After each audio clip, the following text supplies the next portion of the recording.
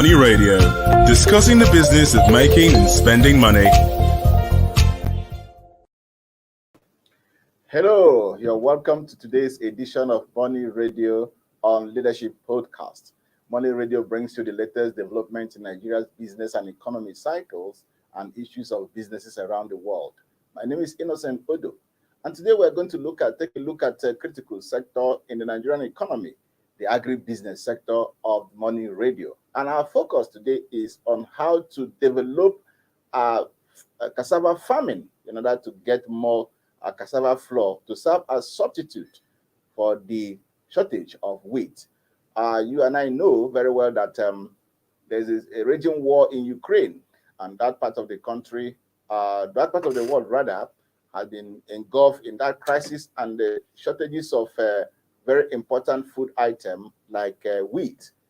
You know, the rest of the world is also suffering this shortage, and Nigeria is facing the same hardship.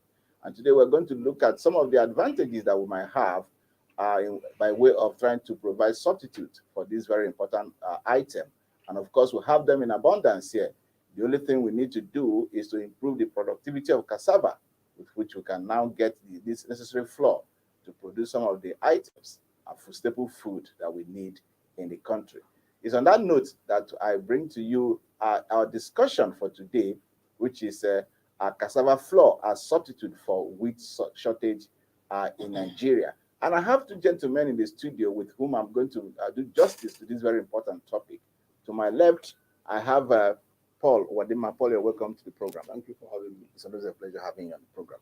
And then we have to my right, Kes Hammond. Kes, welcome. Thanks for having me. Let me start with you, Kes. War is a very terrible development. And since the war in Ukraine started some months ago, there has been disruptions in that that part of the country with the Russian invasion of Ukraine. Both countries, actually, Russia and Ukraine, are known for massive wheat production, which in fact has done a lot, to contribute to the world. But now there's a problem there, and there's a serious shortage of wheat. Nigeria is also feeling the impact. What is your take on this? Yeah, thank you for this topic. It's a beautiful one and because it's something that affects all of us. Right now, we are beginning to see the price of bread skyrocket. And a colleague of ours recently said he went about a number of supermarkets around here where he, before now, would get wheat bread readily on the shelf, but he said he's hardly finding wheat bread. That tells you that the war between Russia and Ukraine is beginning to take its toll on us in this part of the world, but not just us, especially the people in the Middle East, Africa and the Middle East. Yes, Russia and Ukraine combined before this war produced about 40% of the world's wheat. Yes. 40% of the world's wheat. That means 60% is produced in the rest of the world. So with 40% of the world's wheat going out of stock or having been stopped or production being stopped, you can understand the impact it will have on the country. Right now, we can consider this one temporary, but it has the potential of having long-term effect. How so? Right now there is wheat in Ukraine, enough wheat that can go around because they had the harvest before this war. And so they have enough in store, millions of tons of wheat in store. The problem now is, like I was listening to a trade expert just this morning. He was talking about something in the neighborhood of 7 million tons of wheat being available in Ukraine or that they export. But of that capacity to export, they can only export 1 million now. Why? The reason is the port of Odessa, where they usually export, their major export route is being blocked by Russia. From Russia itself, you can't get wheat now because Russia is under sanction. Yes. So you can understand that in the short term, until Russia bulges to begin to allow the free flow of marine transportation or marine traffic into and out of Ukraine is going to be difficult to get wheat, and we are going to have that shortage. Apart from that, we are just in this period where they had their harvest not long ago, and people are still harvesting as a matter of fact. But those farmers who are supposed to be planting Yes, fresh for the next season. for the next season, they are at war. Their homes are being bombed. They are running away, fleeing to other countries. So this thing has the potential of having a long-term effect also on not just Ukraine and Russia, but on the global uh, community. That's why the United Nations is beginning to sound the alarm that the war in Russia, if it goes on unabated for until the rest of this year, we will have serious hunger crisis in the world. And the world needs to brace up. So the issue you just mentioned about cassava flour as an alternative is appropriate. I think we should begin to think about that. Yes, we should begin to think about that. Let me turn it over to you, Paul. Kes has actually elaborated on the dangers of war and how it has disrupted the value chain of this wheat, and we are feeling the impact in Nigeria. Before we even go to how we are going to develop cassava flour as an alternative, Nigeria also would say, one would say, has the potential for even producing wheat. One wonders why we haven't taken advantage of this particular item, trying to also invest in wheat production. But just in case we do not even have the comparative advantage, now that is where the issue of cassava comes in. So I want you to weigh both and see which way we can actually do, whether we can combine it or then we can just go straight to having a cassava as an alternative. I think there are parts of the country that has a comparative advantage on wheat production in Nigeria. But if you look at the demand for wheat in Nigeria, the level of productivity from the wheat zone of the country, which is basically mostly in the northern part of the country, is not enough to meet the demand. That's why we import huge amount of spend huge amounts of dollars importing wheat annually. So we cannot be able to, on the short term. There's not little we can do about it to be able to meet up. That's why the issue of cassava bread now can talk about cassava bread because cassava is one area that we have comparative advantage. I think if I'm not wrong, Nigeria is probably the world largest producer of cassava, and cassava is one crop that seems to do well in several parts of Nigeria. There is virtually no part of Nigeria that you can plant a stem of cassava and do not do well.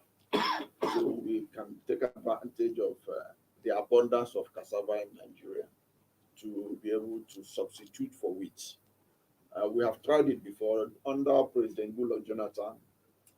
A whole lot was done to encourage bakers to combine cassava with wheat so that it can help to save the hard currency we spend in importing wheat. And it also help farmers who grow cassava, as a sort of empowerment and a sort of encouragement to farmers.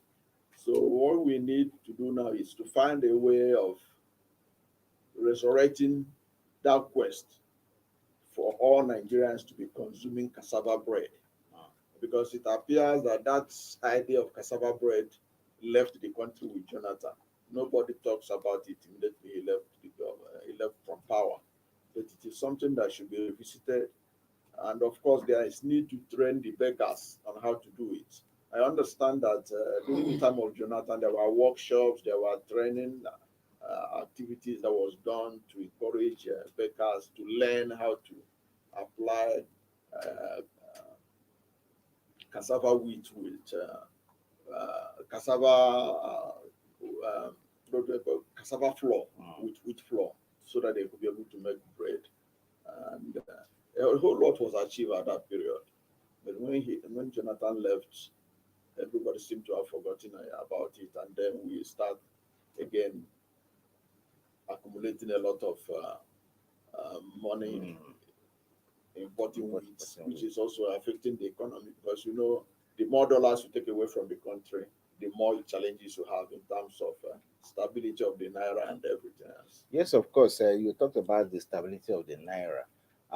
Currently, I think the naira is about a dollar is about 600 and is it 607 or 610 naira. It just fluctuating between 67 and 610 naira, which is really, really very disturbing for an economy like Nigeria. And now we have an advantage. Why is it not possible that we invest much? Since the government is talking about diversification all the time, and the war in Ukraine has actually exposed some of the shortcomings that we're having.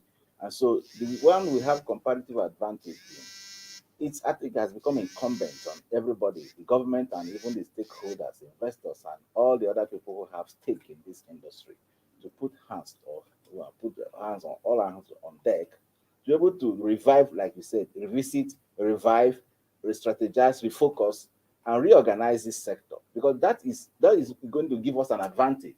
We can take advantage of the shortage of wheat in the world, supplying the world with another substitute that is cassava flour, which I think is even very, very important for the rest of the world to get.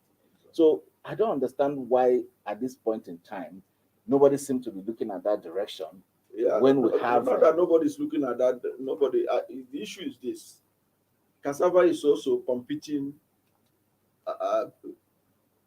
Bread, the need for cassava flour for bread is competing with other needs that cassava is subjected to. If you have been taking note of what is going on in the market, you find out that Chinese are importing huge amounts of cassava from Nigeria, because cassava is used as raw material for so many other products that they produce in China. Are you getting it? Yes. So all we need is encourage farmers so that there will be increase in productivity.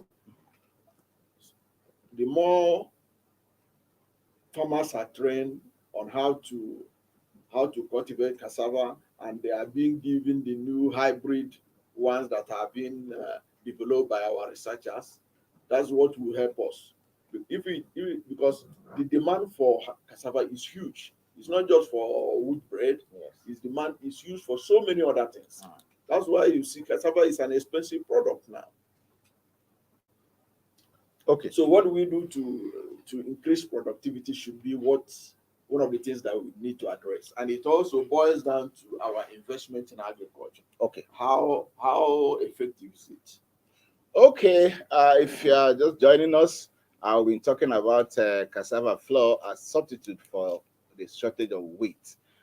If you recall, before the course of this program, we told you that the raging war between Russia and Ukraine has caused a lot of disruption in the international chain of wheat. The two countries combined actually produce, before the war, 40% of the world's demand for wheat. Now both countries are at war, and of course the disruption in the chain of wheat value chain is beginning to have a toll on the rest of the world, especially of course Nigeria, where we depend so much on imported wheat for the production of bread and some of the staple food that we consume in Nigeria. And so we talk about how Nigeria can use the competitive advantage it has in the production of cassava to wrap up the production so that we can have a substitute, and Nigerians will have something to cheer at the end of the day. We'll take a short break. When we come back, we'll continue with the program. Don't go away.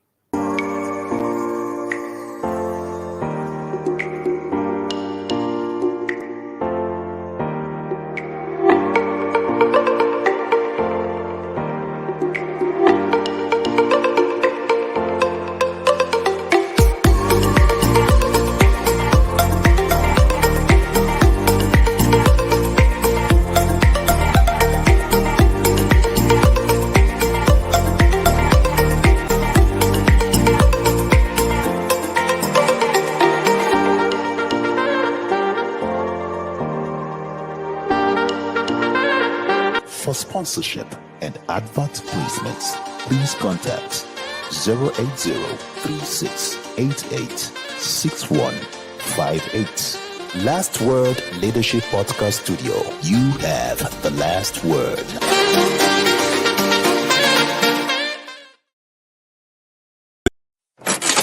Money Radio, discussing the business of making and spending money.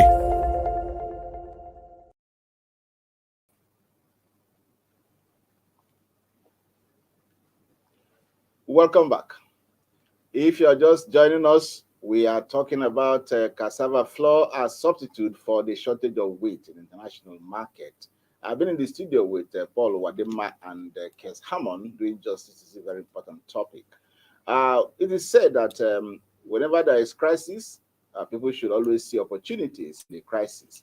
There's a crisis in Ukraine between the war going on between Russia and Ukraine, which has disrupted the value chain of wheat in that part of the world.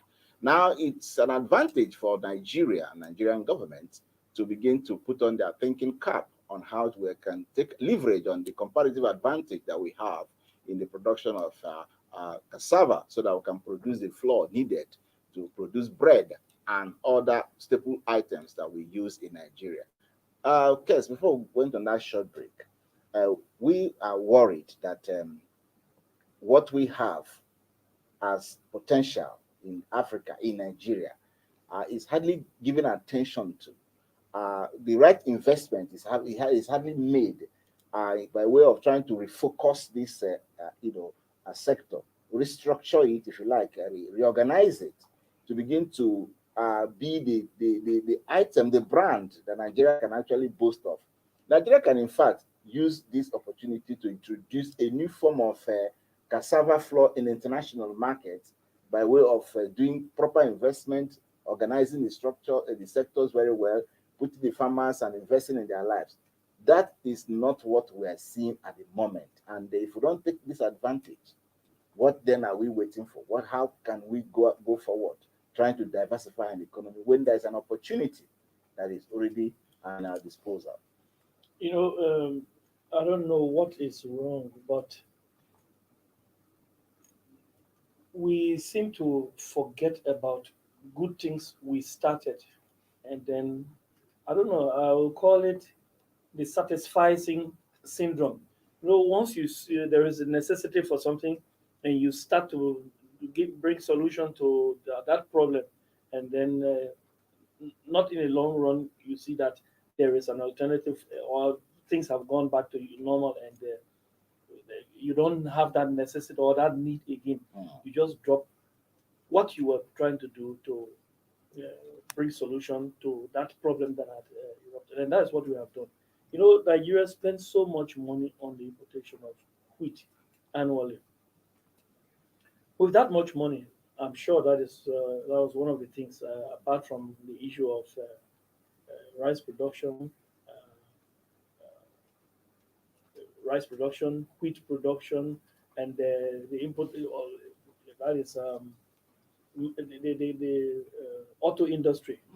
That policy was also brought to before by the Goodluck Jonathan administration, because the country is spending so much money in the importation of these things, and so former President Goodluck Jonathan was really he was intent on reducing the importation of wheat.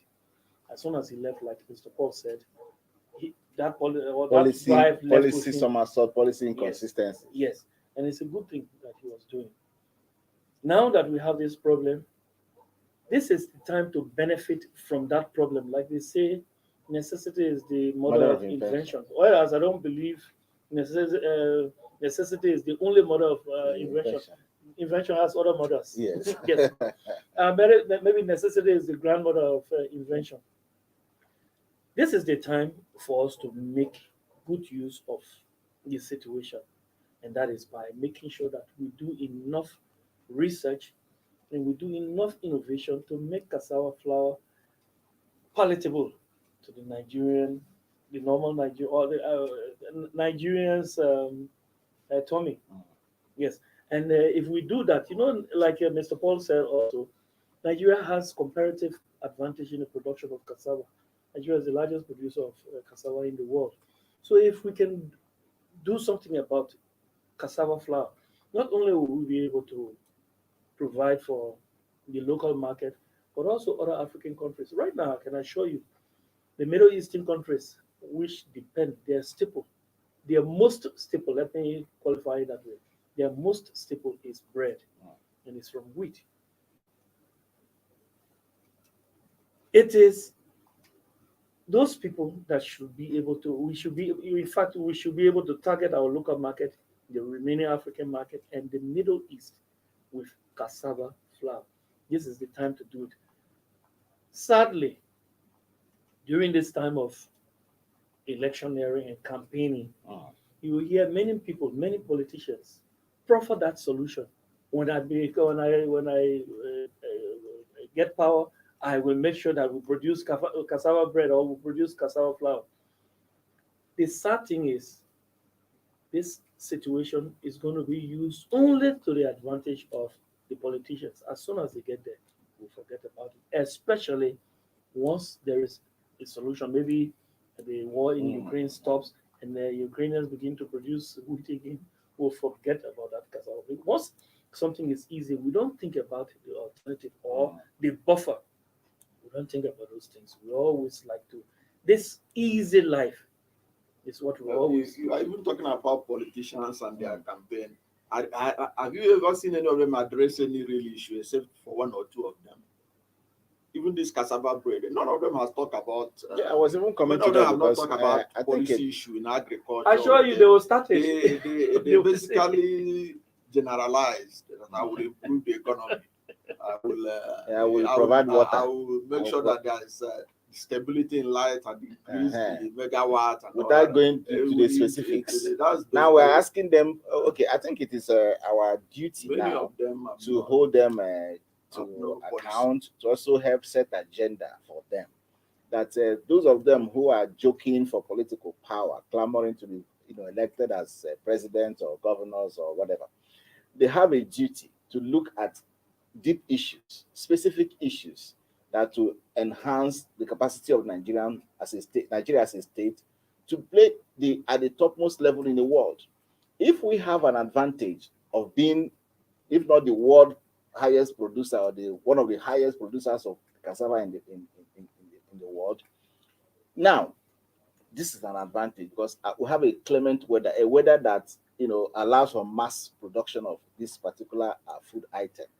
So why don't we engage these politicians now that they are talking about political, power coming to rule Nigeria again in the next 4 or 5, 8 years? This is what they should be talking about. But I'm afraid, like you said, they are not giving specific attention to these issues other than the general statement that they make. So we have to now begin to take them to task on specific issues, not just about producing cassava, because of the flour component of it, but even in other sectors of the economy, Paul. It has become incumbent on all of us to do that. Yes, of course, that's the challenge. Because if you look at anybody who is serious to be president of Nigeria ought to study some of these sectors, yes, and find a way of solving their problems. I can bet you that many of them didn't even commission any consultant to study some of these things so that they can give them a blueprint on what needs to be done idea and what needs to be done to move the various sectors forward. Many of them didn't do it because they know that Nigerians will not ask them deep questions. All they will do is to come to campaigns and dance around after they play music and hail their political parties. Everybody will go home. And at the end of the day, if they manage to get to the power, things remain the way they are. It's unfortunate. But if we have thinking leaders, they ought to know that the essence of leadership is to improve the society. You are not coming to be a leader of a country to empower yourself. It is to empower the people. That is why we talk about servant leadership. A leader is supposed to be a servant, serve the people. It is not for the people to serve you. That's why it's sometimes strange for me that right now that the primary elections of political parties are going on, that people pay money to delegates. How can somebody supposed to come and serve, how do you bribe to serve, it means that you don't have good intentions. That's where our problem starts. Our leadership selection system is very flawed. And as far as this type of recruitment system continues, we may still be served with the same dish after 2023. All right, I guess you are angling to make one or two comments, but we're already out of time, so you need just about 5 seconds to make your comment before we... I just wanted to add to what Mr. Paul was talking about, these people making campaign promises. I can assure you, when they get when they are elected, I mean, I'm talking about at the primary level. Once they become party or standard bearer for the party, they have a way of gerrymandering. They have a way of evading questions and trying to paint answers in a way that will be so confusing to the electorate. And those are the kind of things we follow, especially when you are listening to many of them. It becomes difficult to choose the kind of person you want to choose. But these are some of the things we should look out for. How can our politicians begin to empower our farmers? Because people want to work and receive something for it. Farming work is a difficult work. It's tedious. It requires hard work. So when people work, they want to receive something for it. How do you motivate these people? These are the things. When you do that, we'll have enough flour on cassava on the market. And we'll have we need a lot of investment. We need a lot of motivation. You need a lot of support, both from Nigerian politicians and the stakeholders in the industry, in order to wrap up production of cassava, so that we will be able to get the necessary flour to serve as substitute for the shortage of wheat in the international market. It's on that note that we come to the end of today's edition of Money Radio on Leadership Podcast. I will promise to bring you a bumper edition of the program when next we come. Stay blessed and goodbye. Thank you for watching. For sponsorship and advert placements, please contact 080-3688-6158. Last Word Leadership Podcast Studio. You have the last word.